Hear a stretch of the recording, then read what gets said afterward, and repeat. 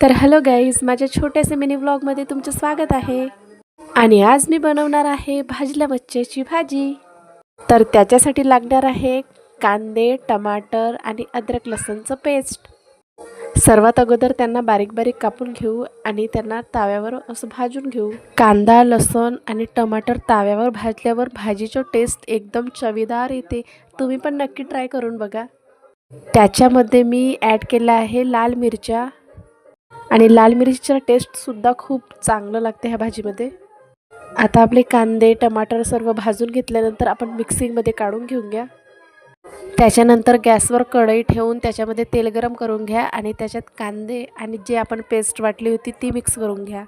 आपला मसाला थोडा भाजून झाल्यानंतर त्याच्यात टमाटरची पेस्ट टाकून थोडा वेळ मिक्स होऊ द्या.